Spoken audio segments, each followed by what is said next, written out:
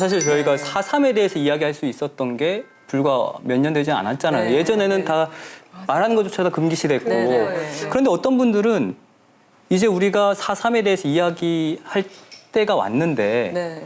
왜 이제 와서 또 얘기를 꺼내느냐. 자기는 다 잊고 살았는데 그럴 수 있죠. 막 그렇게 해서 더 지금 고통을 받고 있는 분들이 계시더라고요. 네. 왜 사람이 망각의 동물이라고 하잖아요. 그런데 이 기억이 4.3에 대한 기억은 이렇게도 오래 깊이 각인돼 있구나라는 거를 많이 느끼게 되거든요. 그러니까 예를 들면 흔히 항상 문을 열면 한라산이들 우리를 반겨줬는데 4.3을 겪으신 분들은 나 한동안 한라산도 쳐다보지 않았어 이런 분도 계시고 또 위원님이 직접 체록하신 거 보면은 붉은 벽돌만 보면 불타던 마을이 생각나더라. 그래서 붉은 벽돌 보면 이렇게 돌아서 갔어. 이럴 정도로.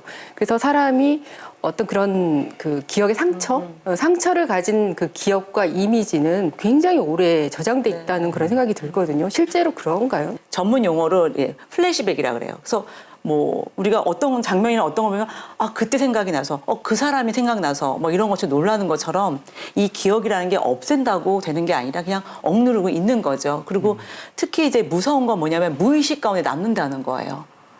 네, 그래서 어떤 사건이나 어떤 색깔이나 어떤 이미지가 딱 기억이 나면 자기도 모르게 무의식 가운데 저장을 해놨다가 어느 순간에 이제 발현이 되니까 그때는 어떤 방향으로 이제 표출이 될지 모르는 일이죠.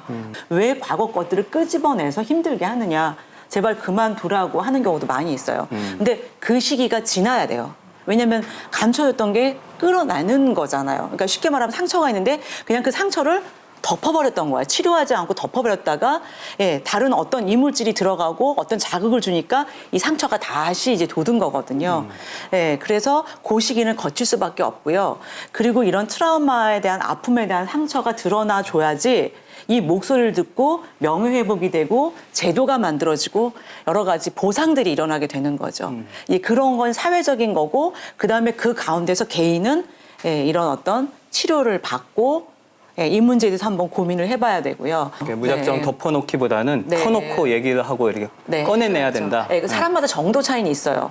그리고 어떤 분들은 그게 쉽게 지나가는 분이 있고 이미 그걸 또 정리하신 분도 계시지만 근데 그런 경우는 이제 신앙적인 거라든가 개인이 그때그때마다 많이 풀었다거나 주변의 도움을 받았다거나 뭐 이렇게 해서 개인 차는 있지만 그래도 이런 것들은 좀 드러내주고 조금 같이 함께 할 필요가 있죠.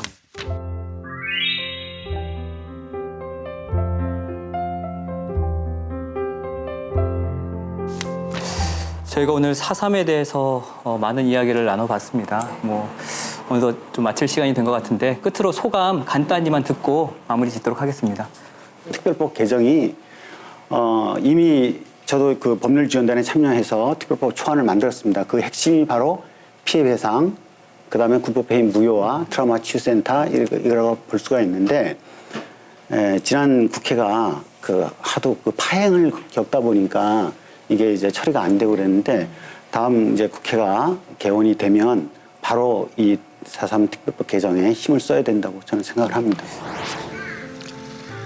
4.3 생존 희생자와 유가족 여러분, 4.3의 완전한 해결의 기반이 되는 배상과 보상 문제를 포함한 4.3 특별법 개정이 여전히 국회에 머물러 있습니다.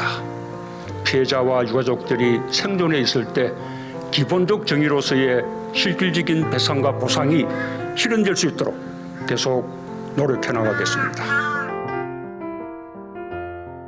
제주도가 죽음의 섬에서 사실 이 4.3을 겪으면서 이제 희망과 어떻게 보면 역동적인 섬이 됐는데 이 평화의 섬을 지정된 게 2005년도에 지정이 되고 2006년도에 저희 제주국제평화센터가 생겼습니다. 그러니까 센터장을 맡으면서 조금 더 4.3에 대해서 많이 알게 됐고 이 제주에 대해서 알게 됐고 평화에 대해서 많이 이제 공부하고 알게 됐고 그런 노력들을 하고 있는데요.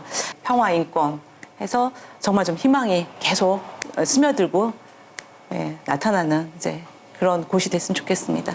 북촌 초등학교에서부터 이제 이야기가 시작돼서 그 학교를 볼 때 좀 마음이 좀 미안하고 좀 무겁고 그랬거든요. 근데 토크가 끝날 때쯤 가만히 생각해 보니까 학교라는 곳은 가르쳐주고 배워주는 곳이잖아요.